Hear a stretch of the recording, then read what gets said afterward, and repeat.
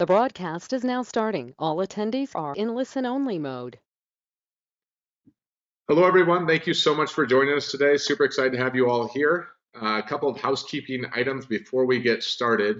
If you have any questions at all, please leave those in the chat or in the question side of the panel bar on the GoToWebinar control panel, and we will be answering questions at the end of the presentation.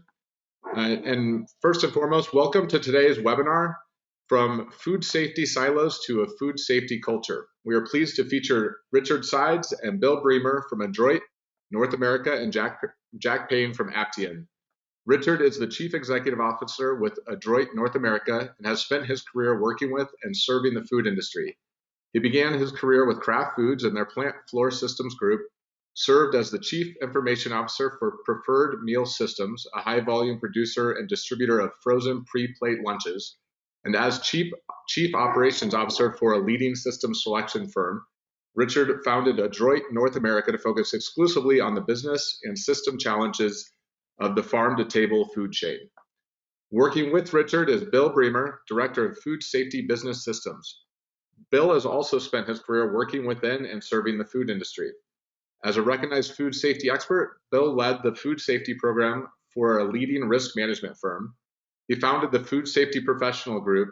He also served as COO for Bissinger's Chocolate, Director of Manufacturing and Distribution for Gloria Jean's Coffee, and several other roles within consulting and the food industry. Richard will discuss how companies can and must move away from siloed food safety systems and processes to an integrated approach to enable a true food safety culture. Richard, I will pass it over to you. Thanks, David. It's a pleasure to be here, and thank you for everyone that's online with us for taking some time out of your day. We're going to do our best to try to give you some information to help you just understand what the challenges are with food safety silos and how to move those into an integrated approach and why that's of value to your business. Actually, it was yesterday. I was on a steering team call with one of our clients. We're in the process of implementing a major system there, and we were talking about kind of the mission statement for the project. And the project lead actually made a kind of a telling statement, and he basically indicated that as a company, he said that we're not going to differentiate on just having a quality product. That's a given, and I think that's fairly true today, kind of across the board.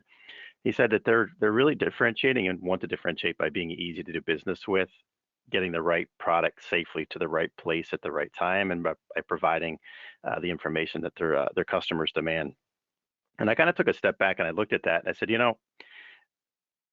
the food business today isn't just about the food product. It's about how to do it safely, how to manage the logistics, and how to get the right information in the hands of the right people. So just because you're in the food business doesn't mean it's just about food. You're also in the information business and the logistics business and the food safety business. And as such, what I want to talk about is just some of the trends that are happening within the food chain and how they translate into challenges in the food business, and how companies need to kind of roll with the punches and sort of deal with those changes to really move to a true food safe environment. We've all been kind of been conditioned now with the advent of mobile, online information, et cetera, to be much more informed about our purchasing decisions and really kind of like what we want to do with our dollar. And the trends, and I spend a fair amount of time over the last year just really focusing on like what are the challenges within the food chain. And the consumer has moved a lot more to wanting to be informed about what's going on in the food chain.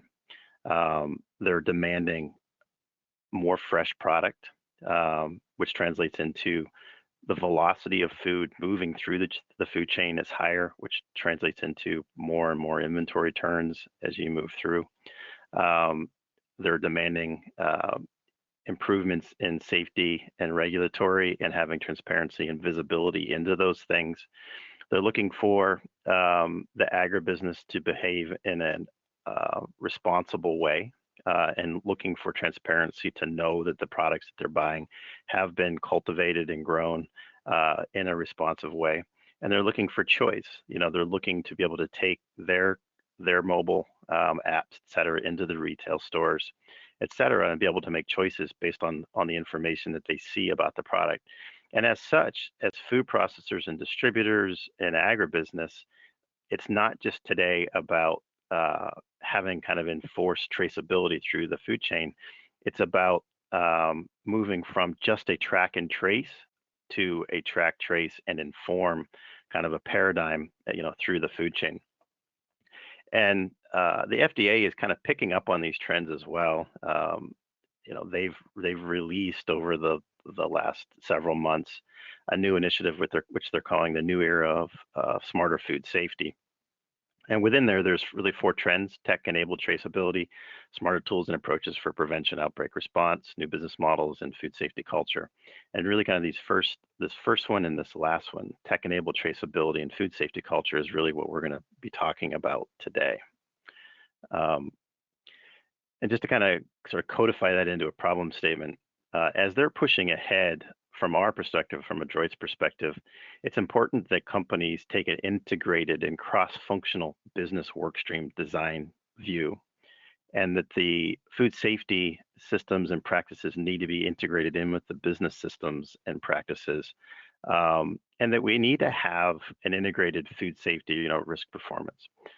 As David was talking about my bio, and he mentioned that I was CIO or head of systems for a mid-size food company at the time, about 150 million.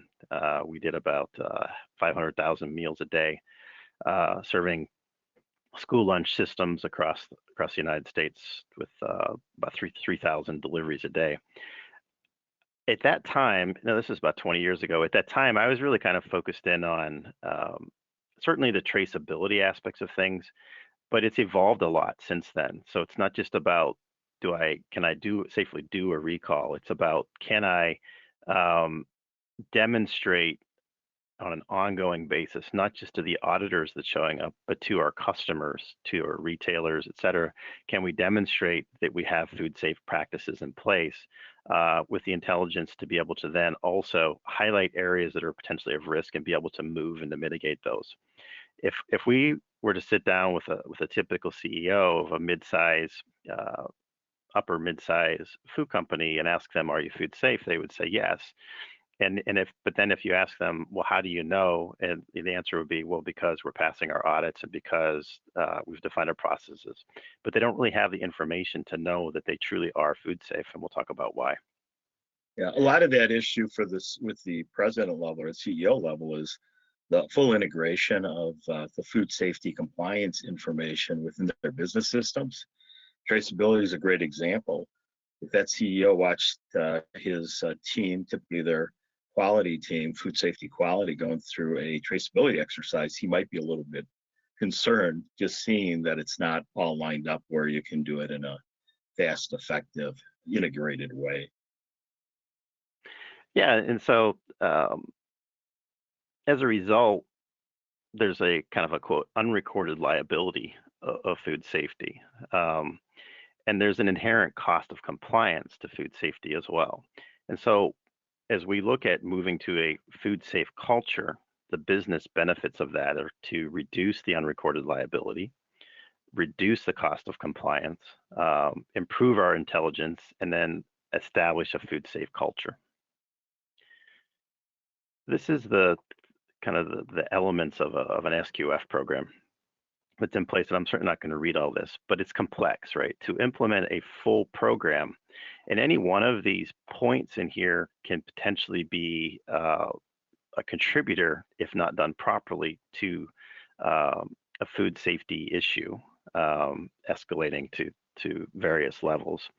But this food safety, and so to be able to understand as a company, are all these elements of the, in this case, SQF program, fully in place, and to be able to know that on an ongoing basis is a challenge. And the challenge is because the business side of the company can be sitting there running inside their ERP system or their business system, but in reality, the food safety quote compliance activities are outside of the business system. and being captured in binders, standalone silos, standalone systems, spreadsheets. So while technically the companies are in compliance and have the programs in place, they're not really positioned to have the business intelligence to know that they are in compliance. Yeah, it's interesting because things like the accounting data is really, really important. It's an internal control you have to have. That's in the business system. You cannot have a company in the food industry without the food safety requirements, and that lies outside of it. It's not integrated.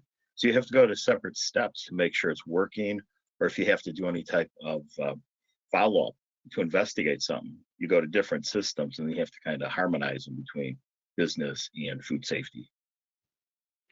Yeah, so you can't be in business if you're not passing compliance requirements. But it's really about moving from, quote, pass to ship. In other words, I pass my audits, therefore I'm food safe, therefore I can ship, to how to ingrain a food safety culture into the business. This is an actual example of a client food safety system, and they check all the boxes, right? So they have all the binders and they have all the information associated with their food safety program. They have the hard signatures, et cetera. So they're technically in compliance. But to be able to get intelligence out of a paper system like this, and to be able to move to a problem-solving culture is pretty tough. And then based on all those trends that I was talking about in terms of increased transaction counts related to the inventory turns, the demand for information, et cetera, the company that has this type of a food safety system is not really in position to be able to respond to the information requirements of their customers and the information requirements that the FDA is ultimately going to be looking for in terms of time of response, et cetera. Yeah, it's a binary system and it's static and it's not dynamic, which makes it vulnerable to accuracy, keeping it up to date, and really the organization knowing all the updates and what's in it.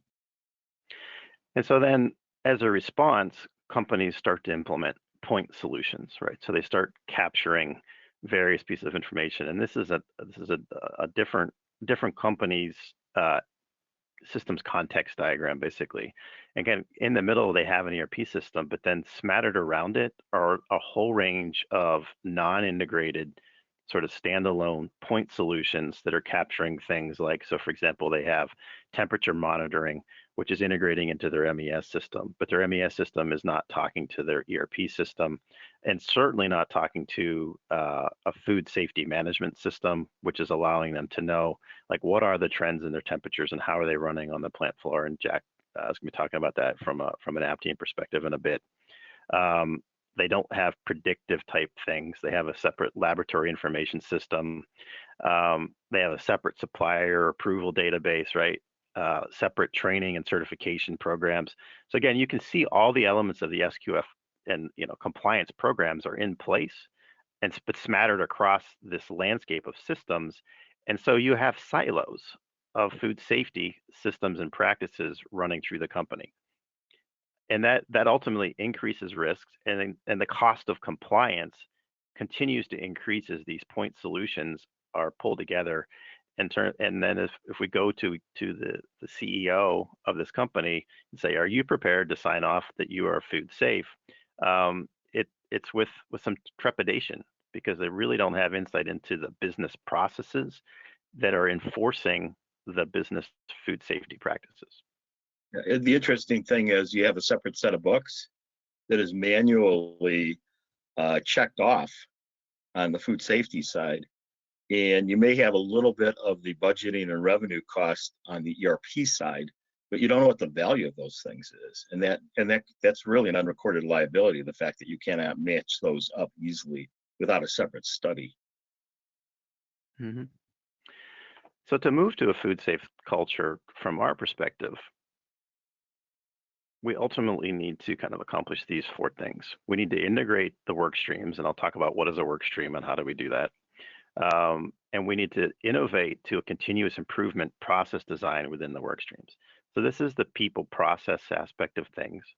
And here's the people training aspect of things. So there needs to be an ongoing look at the organization design and the training of resources in the business, right? Not just separate food safety, and it's not just about who is handling the product and training them. Food safety programs go much beyond just the people that are touching the product, and how to bring them along, and that every decision that's made needs to also have kind of a hat in terms of like what's the implication to the food safety program. And we need to start moving to real-time accountability and scoring, and not just sort of periodic off the books. Auditor shows up for a compliance check, to more of a real-time scoring to the executive level, and being able to respond real-time to risks as they come up. And so I'm going to talk about a GRC layer, governance risks and compliance layer of software, et cetera, that can be integrated in. And then ultimately how to start applying some artificial intelligence, some Internet of Things and big data type stuff into our food safety program as well. A big issue is the safety is not is managed progressively, and that's in kind of standalone buckets. However, what the company sees is going through some of these a finished product or a finished endpoint versus the progress in getting to that point. So in your business are a series of connected work streams. So one that's kind of easy to get your head around would be a source to pay work stream. So this would be about sourcing product, placing the purchase orders, receiving the product, inspecting it, testing it, putting it away, and then the corresponding accounts payable, right? So source to pay is an integrated work stream that covers a number of functions in the business. Quote to cash would be another example. Quoting a product, capturing an order, picking it, shipping it, invoicing it, okay? And it kind of goes through a range of activities. Production for manufacturers or food processors. Design to deploy is the process of introducing new items into the product offering. Hire to retire is about recruiting, onboarding, training individuals. Fixed assets is about acquiring the equipment, installing it. Trace and recall procedures is about ensuring we've got traceability of everything that's happened. And then if there is a food safety issue, being able to trace that back to the source, to the scope, and then executing a recall. And managing samples and tests, for larger volume type situations through the lab, and ensuring that we know how to do it. And the point that we're trying to make here is that every one of these work streams touches and drives food safety culture. So for example, in source to pay, we need to have an approved supplier program. We need to have material specifications. We need to have loading, transport, and unloading practices, allergen management, product trace. So a whole range of things that actually touch the source to pay work stream.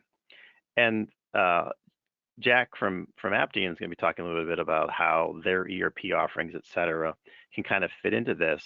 But there's a whole range of activities that should be executed and recorded through the ERP system.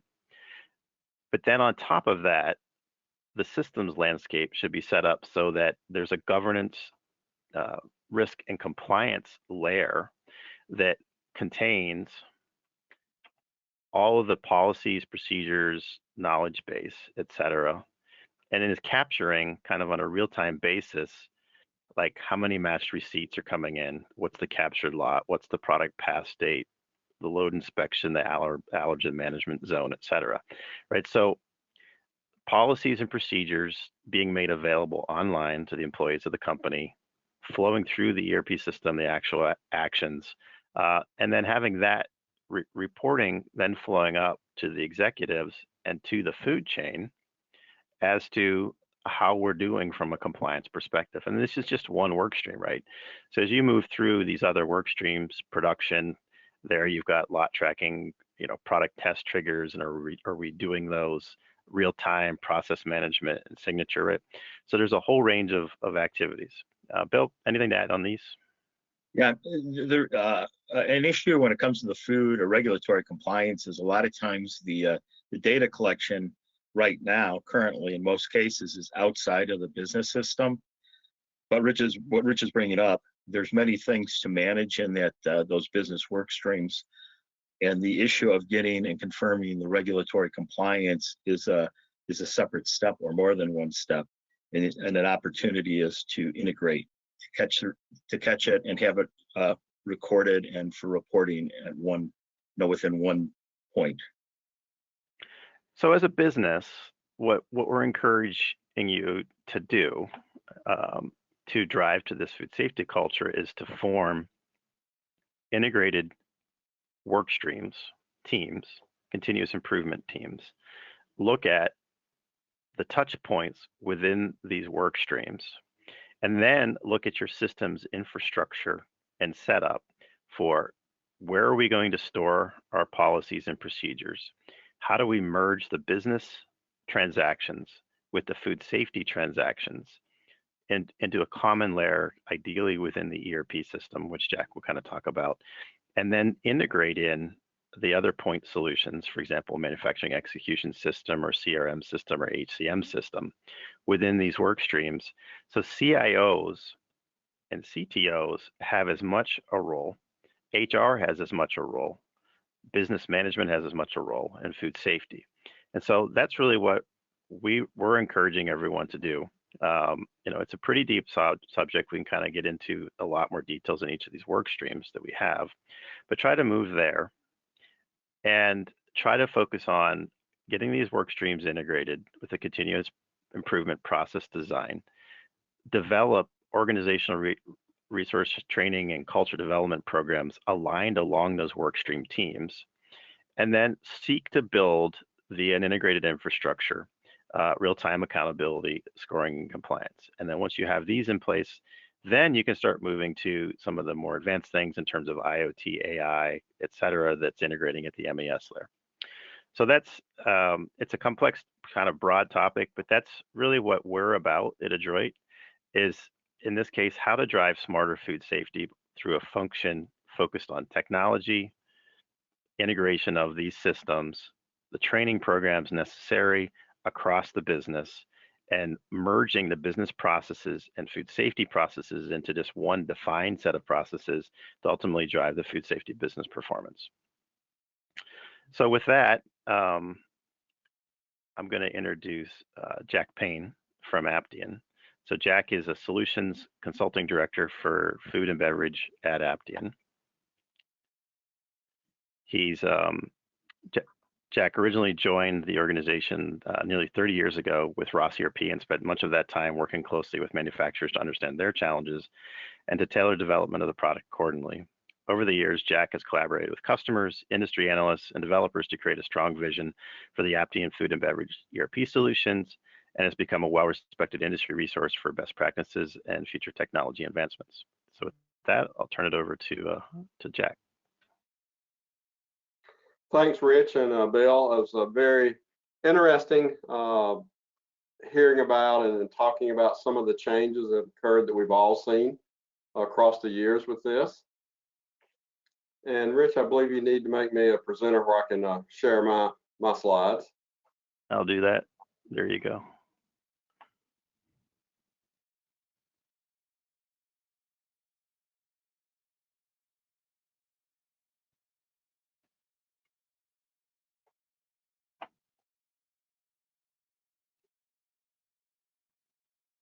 Okay, here we go.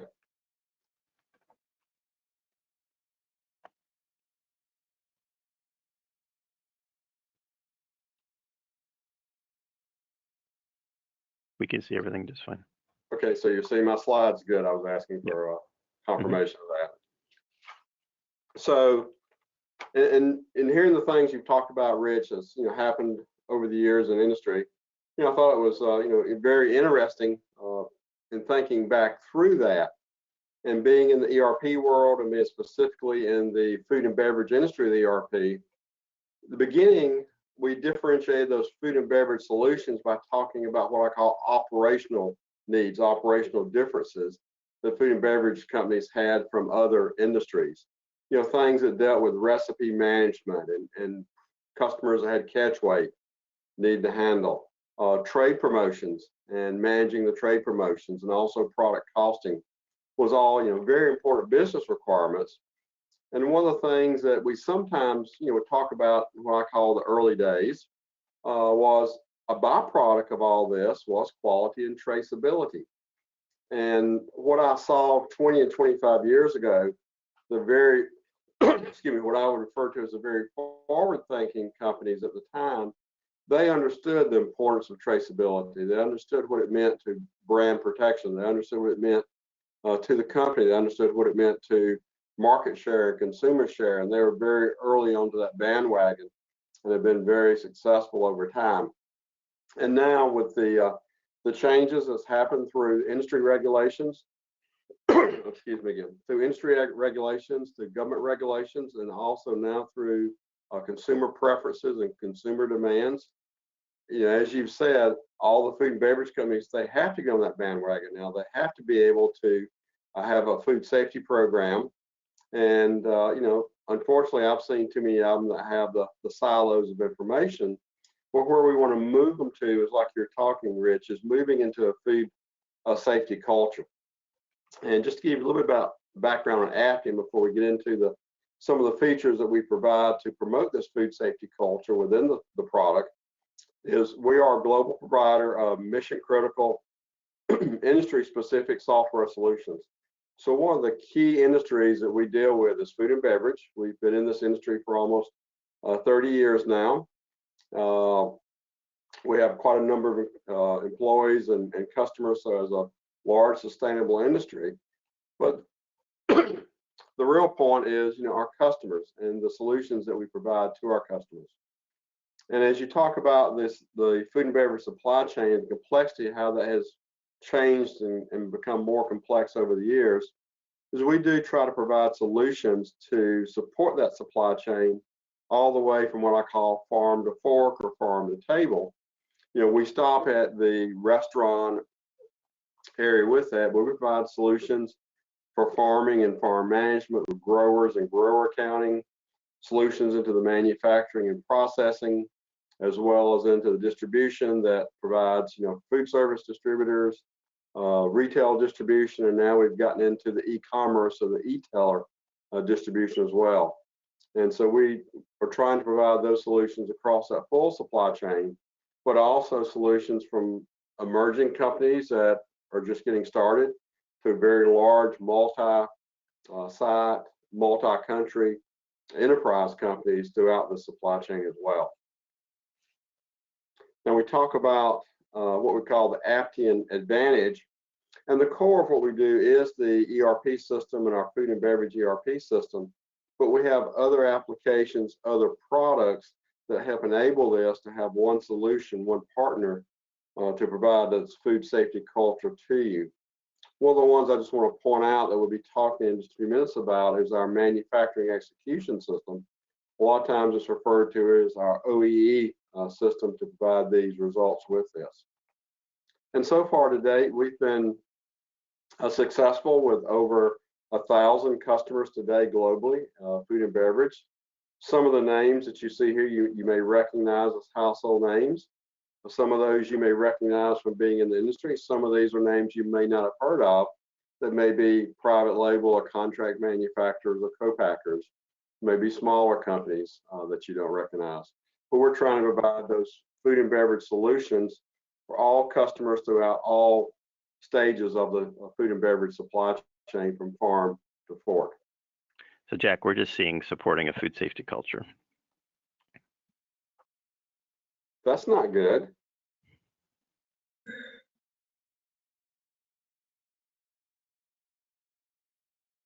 So you're not seeing my screen move, is that correct?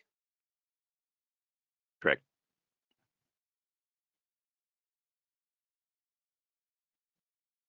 Let's try resharing and see what happens.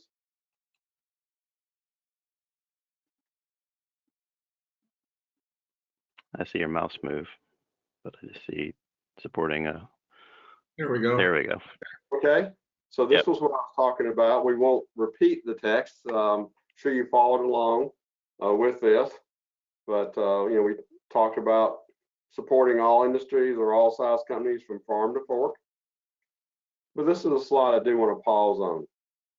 talking about ERP as the core, but we also have other solutions, other enabling solutions to promote the food safety culture that we can provide that are connected to the ERP system, that are not just silos of information. And one of those we will talk about is manufacturing execution, but also important to that is product lifecycle management for the design to deploy process. And I'll just pause here where I was talking about a number of our customers. Some of these I'm sure you're going to recognize, and some of these may be new names to you, but customers throughout that food and beverage supply chain. So this is where I like to kind of start talking, and when I start talking to either existing customers or prospective customers or anyone in the food and beverage industry, talk about the business processes we have in food and beverage. And I've tried to color code these to kind of match up with the work streams that Rich was talking about and quote to cash, source to pay, and so forth with this. But the thing that we think that's different about us and what we provide is not only do we have the integrated work streams, not only do we have the capabilities within those work streams to support the food safety culture, is we feel that we go across those work streams, that we integrate the information, we integrate the data to that. It's just as important to have the receiving audit about the quality information of products that are being received in, as well as the in-process testing and packing, as well as a shipping audit. Because when we need to look at traceability or recall, we go across all these business processes from this. And so these are solutions that we support. When you look at our applications, we don't just have, quote, a quality module. We have a food safety and quality that's built across all the work streams, across all the modules, tying everything together with this. And this is what we think is very important, very key to help eliminate those silos of information and have everything combined together in one place from an integrated view of food safety. But as we talk about some of these individual work streams and some of these individual business processes, and kind of going through it more in a chronological order. So if we talk about, source to pay with this, one of the first things is having a supplier certification program and being able to support, both domestic and international suppliers. So a lot of food and beverage companies are importing materials that are coming in with this. So not only having a certification program for the supplier and having review dates and expiration dates when they've been certified, is being able to tie the different products to those suppliers. You want to be able to certify those products so that in this example where I'm buying cashew oil for roasting in my process, I have these certified suppliers that I can currently buy these from. And if someone tries to buy from one of these, or if we try to do design deploy from someone else, we're limited. We're not able to do that until we have another supplier who matches or reaches certification as a supplier and as a certified supplier for this product. This is kind of I see the first step in that food safety is making sure the source of all the materials are coming from those certified suppliers. And then the next step is, defining within your food safety plan, from a receiving standpoint, what are the different tasks that you want to do in terms of every receipt, more about the logistics side, but also what are the tasks of validations that need to be done on specific products, and also specific products from specific suppliers. You may have a new supplier of one of the ingredients that's been certified. You may want to do more stringent testing on them during this initial phase until they passed, so many tests, and you still want to test them, but they'd just be more stringent tests with this. So this is where you can set up, you can manage the type of tests that you want to do for this product and for the suppliers of this particular product. Not only can you define those, you can actually track the results and have the system basically give a pass-fail upon receiving to this. If it fails, it goes into a holding or quarantine area, and has to be reviewed and either returned back to the source of this, or maybe there's something that allows it to be reviewed and retested and then released. But you're having that control in that process, but you also know that it did go through a hold, it did go through a release process, when you're looking downstream at any traceability, anything that happens with that. As we move on into some of the next work streams, design to deploy. So as you're developing new products, and this is something that Rich, you talked about, is products are coming out faster, they're coming out more. The lifespan of these products, because of consumer requirements and consumer demands, are getting shorter and shorter. So there's a lot more requirements upon the food scientists and coming up with new products. And managing allergens is very important to that.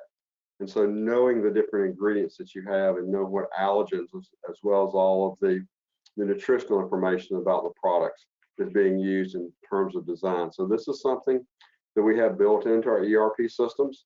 A lot of times I'll see this being done in spreadsheets or 3-ring binders or notebooks, but now having this as part of the ERP system, we know what allergens are being introduced in. We know what, as we're creating the labels, what the nutritional information panel is. We know what allergens are into that. Or if we have certain products that we're looking to have allergen-free or gluten-free or whatever we're looking for, we can ensure that the ingredients that are going into this are meeting what we have claimed with the statements from this.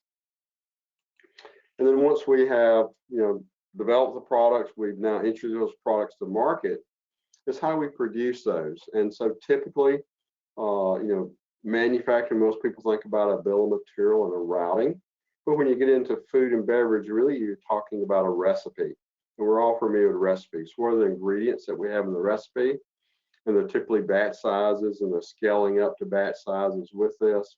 And there's also processes and instructions to go about the process of producing the product. Also the process from a food safety in terms of what needs to be done from a sanitation, either before and after. Looking at allergens before and after to make sure that there's no cross-contamination of allergens. So all this kind of information is available through the recipe card and the recipe development and the specification, as well as generating the batch tickets, so that now when we're producing the batches, we know how many batches to make, the scale of batches, and so forth. If you happen to notice and look at some of the text on this, we can see that this is a recipe and a batch card for a 600-pound gorilla chocolate chip cookie. It's not that the chocolate chip cookie is a 600-pound cookie, it's the cookies are for 600-pound gorillas, which I thought was quite interesting in this example recipe that we have here that we're working with. But as we're producing those 600-pound gorilla cookies, there's certain in-process testing that needs to be done. So we have controls in place in terms of what moisture we want to have from a mixing, what temperature we want to mix at, what temperature we want to bake at, what's the bake time. So these are all tests that can be defined within the food and beverage ERP. There are also where we can record those test results, just like on the receiving from suppliers, we can do that internally as well to make sure that the processes we're going through are now being information collected in a central system rather than being collected in a 3-ring binder or a notebook somewhere that says we baked this particular batch for so many minutes with this. Now, one of the things that we also provide that's integrated into our ERP system, we refer to this as our MES or our OEE system, which is a mobile device application, which typically would run on a tablet. And it is designed to find roadblocks and find obstacles and help eliminate those obstacles during the manufacturing, both in terms of productivity as well in terms of quality and food safety with this.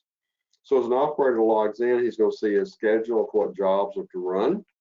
Coming from the planning system, we know what kind of changeovers are needed from product A to product B. We know what run rates need to be run, and this is giving the operators and management and supervision at a glance as how well the system is running. And what this is charting out on our OE attainment is, in the beginning of this, we were below our average. We have our average plotted and then our theoretical maximum rate. So we can see after a few hours, we got up above our average toward our theoretical maximum. Then we came down, and now we're going down with this. We have how many cases remaining, and we can see what the next product that we're going to change over to. And so not only does this help us in terms of having efficiency in production, also in terms of efficiency in food safety, in terms of changeovers that we can have defined when I go from one product to another product. What are the individual steps that need to be done? What needs to be done in terms of the filler? What needs to be done in terms of rinse down? What needs to be done in terms of labels? And not only instructing the operator to do this, but also recording that they've taken these steps, which now becomes important as well as part of the food safety, to know that we're putting the right label on the right product, we've gone through the right changeover cycle, we've done the right sanitations as part of this.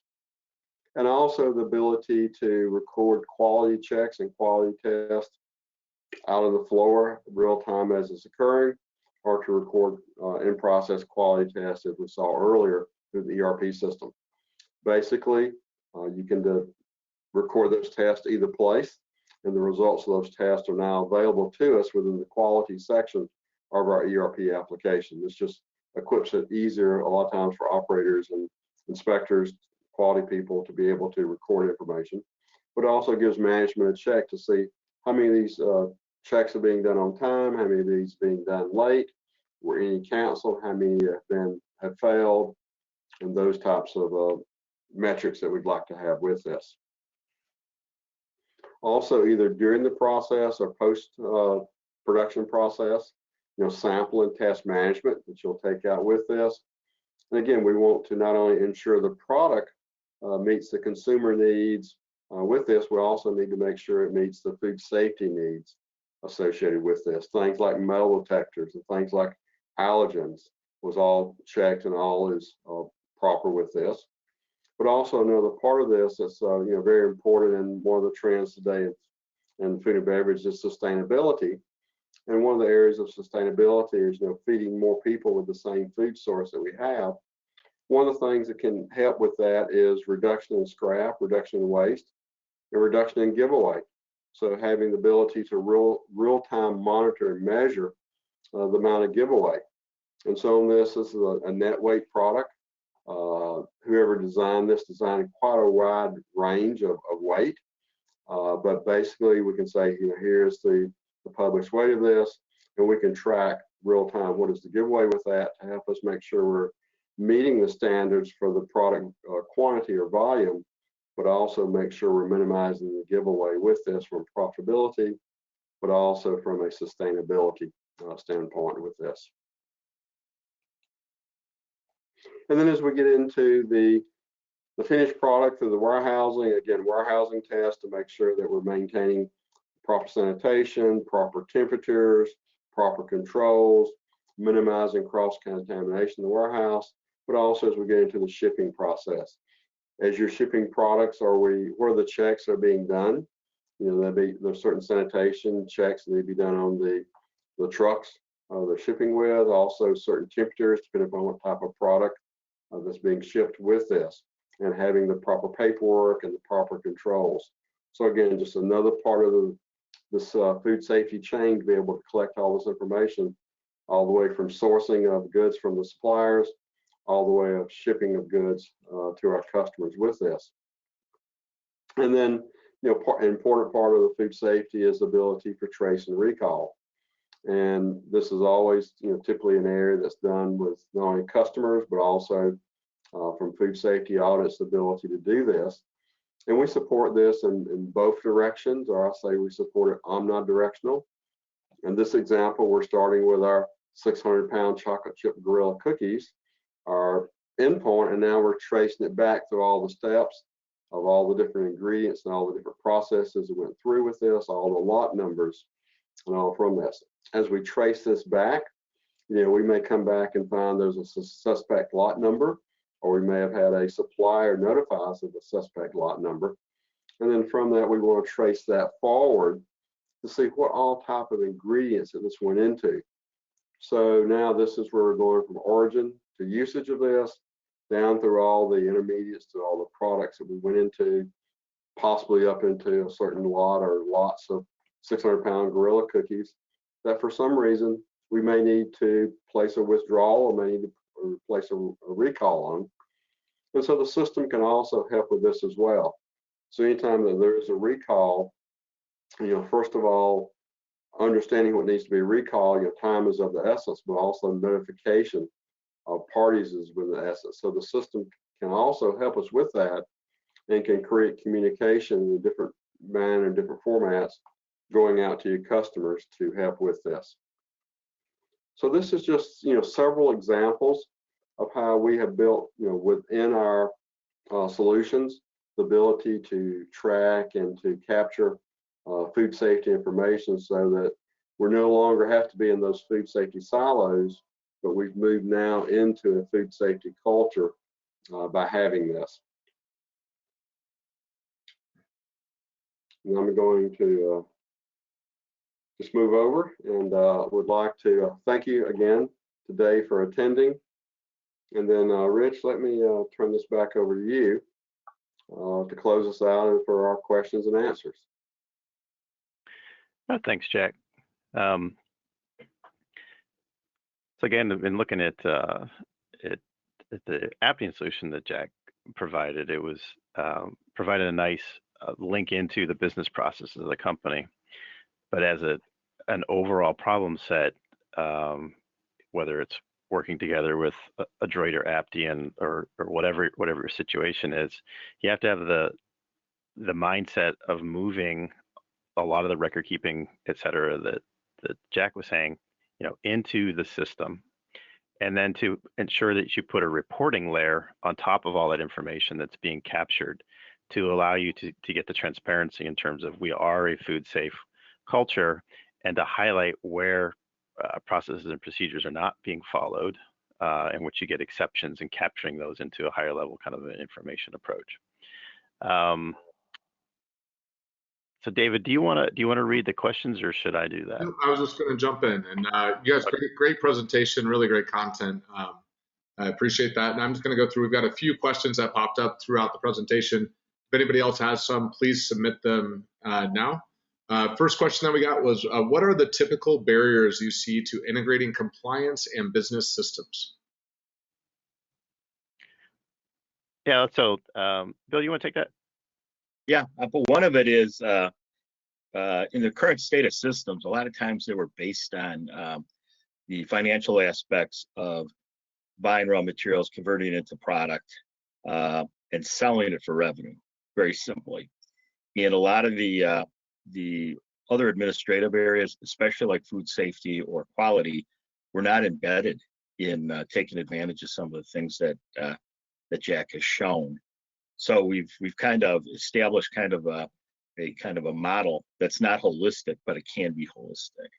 It can be done, but it also takes more time to set up those systems. Then you have to have bigger teams.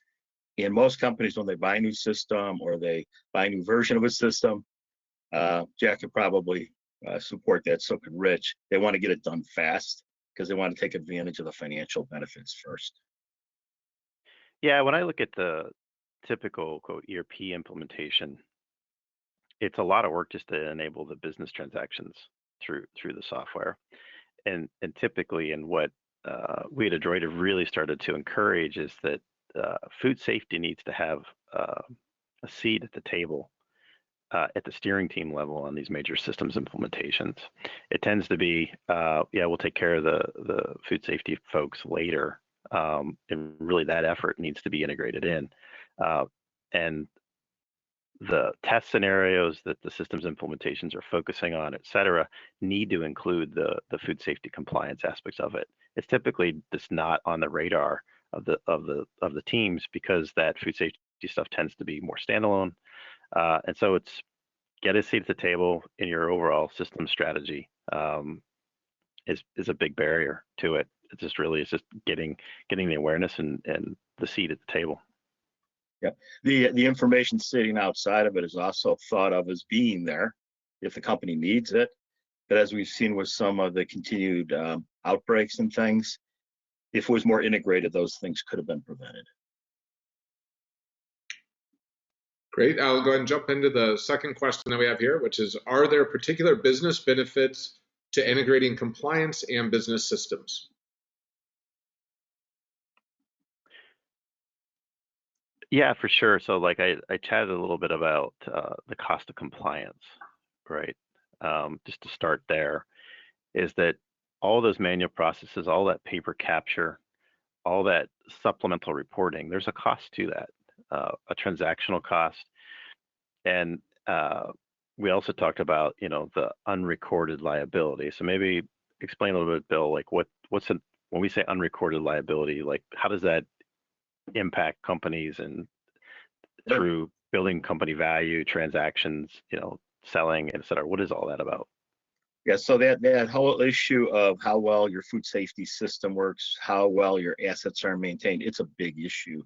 There was a multi-billion-dollar company, I'm not going to mention their name, about 10 years ago that had weak systems and weak assets, but they were highly profitable. They had unrecorded liabilities. They were sold to another major company at a discounted price that had to take it on because they could pull in or develop the food safety compliance. So the value of that company was marked down significantly, maybe 30%. And those things happen. That's a big company issue. However, even when you're going to borrow money, we talk about the government compliance aspects of things. If you don't have solid programs, they're not well documented. If you don't have proof that they're operating, like you can go to a high level in ERP, that even with the manual level, those are unrecorded liabilities to the company because you have to be able to make food, safe food, right, as the first priority.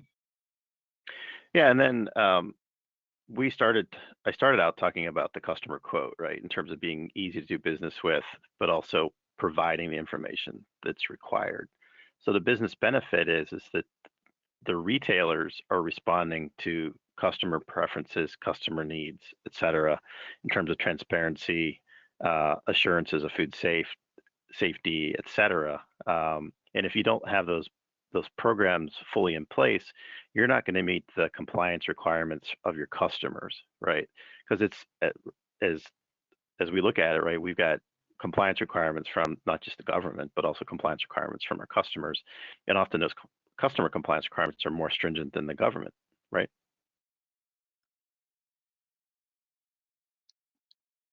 Great. We'll go ahead and jump on to the next question. What types of change are needed within the overall business systems to provide for the establishment of this integration? And is this a people problem or a technical problem? Jack, do you want to jump in at all? Well, my initial response is making sure that you have selected and you're implementing a system that can capture this type of information. That's typically the first challenge. But then I think some of it too becomes a people problem in terms of people are used to doing it this way. Sometimes people get familiar with the paper they're writing information down with, and that's just something that they like to not give up with that, not liking to change. I think companies that are running older technologies don't have the RESTful application program interfaces. They're not easy to integrate with and to capture this stuff. And that can be a barrier, right? So if you're running older, mainframe or AS400, whatever, older stuff, right? The integrations tend to be more flat file, custom program, custom development type stuff. And so that can be a barrier. And so I think companies are starting to wake up to like the true cost of running on legacy technologies. The company that I was talking about, they have a burning platform. What that means is they have a system that's old and antiquated, and it just can't capture this information. And so their business is a little bit more in peril because they can't provide the information that the major retailers are looking for. And so they're more difficult to do business with. There's a lot more manual processes, et cetera. So if you don't have an open business systems core there, right? That's sort of challenge one and so you end up with kind of that complex system context diagram that I was showing with all these like point solutions that you're trying to cobble together. So you got to take a step back if you're sitting in the systems chair and say, do I have the right core system in place that I can build this information off of? And it's a house of cards if you don't. Another thing is in the modern systems, you do have the opportunity, but you have to configure them correctly where you can do a pull and get whoever the operator is to confirm that it was done according to the food safety requirements in the programs. the way it works in those systems that Rich was talking about, it becomes a push where they create the data and then they push it into some type of database that's not even part of the ERP. You lose traceability and visibility of it, but you also put the burden on the operator person to put in the information, whatever the quantity, whatever the issue, versus giving them something on a screen that goes hand in hand with the stage of a batch where you have a record of it that's saved and can be reviewed later and confirmed. Great. Next question. Looks like we've got a few left here. So which functional areas of the organization need to be involved in making this integration possible? Is there an overall process owner or owner needed as the lead, or overall process owner or owners? There's a great book that I love by Cotter, called Leading Change. And it first talks about the need for kind of a compelling impetus for the change. And I think we're fast approaching that in terms of establishing customer requirements associated with this compliance and the need for information. So that's kind of the first thing at the senior management level, is to establish a compelling need for change. And then you need a steering team, right? It can't be a single individual that's leading this. It has to be across the board, steering team at the senior executive level, top down. The business, the compliance, the finance all need to have a seat at the table in a transformation effort to drive this. It has to be a top down kind of a thing with the right metrics in place to enforce accountability. I think you need to have all functional areas involved on the food safety side. And companies are always in a hurry, but you have to do it right. You can't just do it fast. If you do it fast, then you run into problems. And that's why in some cases we have recalls, outbreaks, and people dying or becoming ill because of food that's inadequate. Great. And it looks like, I know we've got about 2 minutes left. We might run a little bit over. If you guys are good with it, we've got some more questions coming in if you want to keep running through them, or we could wrap it up and email them off. What would you guys prefer? Let's keep going. All right, perfect.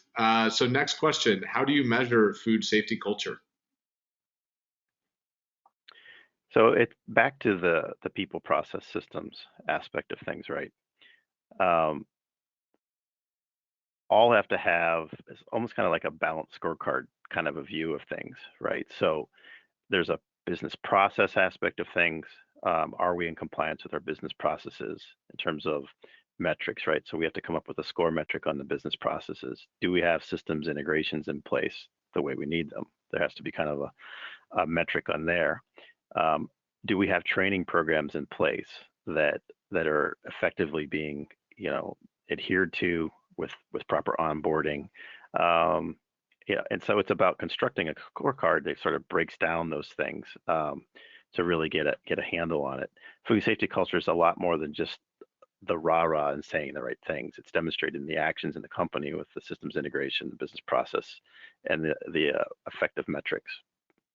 Yeah, technology will also allow you to gather information from the users as you're processing product to confirm adequacy of the systems too. You can do all sorts of things with it that has the capability of it.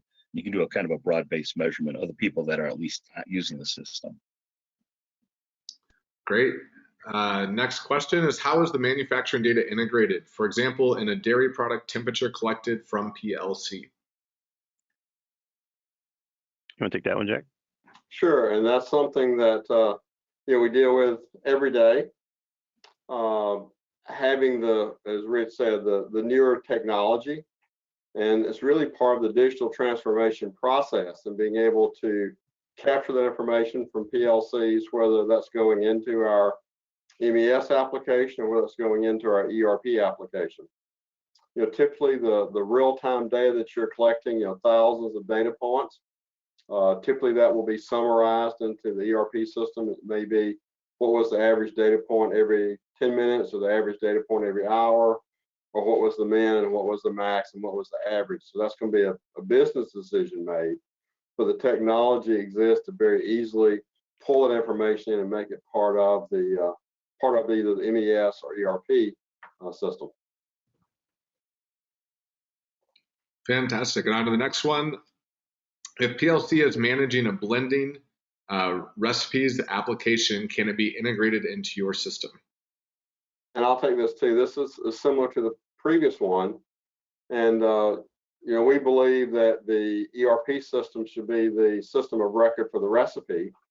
And typically that's where the planning has been done to determine how much of a product needs to be produced and when it needs to be produced. So that production plan or that production schedule can then be shared with a PLC that's managing the blending operation that can record, you know, information. It may be recording the lot numbers and the quantities used of the various ingredients as well as the process. And then as it records that, it can now report it back into the ERP system to do all the proper inventory management, all the costing, as well as all the food safety and all the quality information. All right, on to the next one. 2 left. Does Aptean have capability to assist planning and scheduling for production of products, one SKU and relabeled later, with a range of allergens for export markets? So managing a suite of global allergens with a high level of complexity, how does it make that efficient to limit cleans, etc.? And I'll take this as well, since it was aimed to Aptean. I'm going to give that a qualified yes. I'd want to talk with you and understand more about what products you're making and what markets and your business process.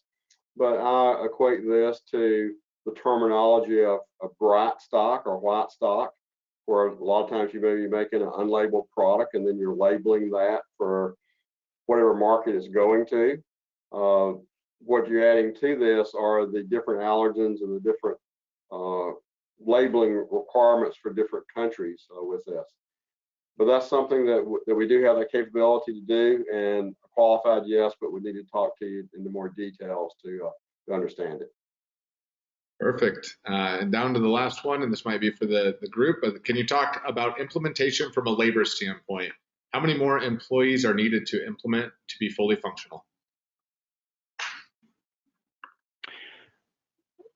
So there's the implementation of the culture aspect, and there's the implementation of the systems and the infrastructure, right? Those are two different questions, right? So to implement a transformational system like Aptean's Just Food product requires kind of a core team, half a dozen to 6-8 people to come together to define how you're going to run in the system and how you're going to implement, followed by participation across those that are affected to get trained on the system.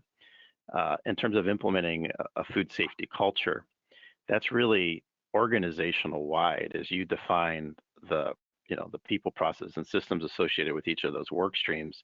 You should really be looking for like a work stream lead or a work stream leadership team on each of those work streams that we talked about, and really every employee that's touched in those work streams should be exposed to the people, process, procedures, go through a training program defined on how they should be doing their job and how it affects food safety. And so that's a much broader and a much more significant effort.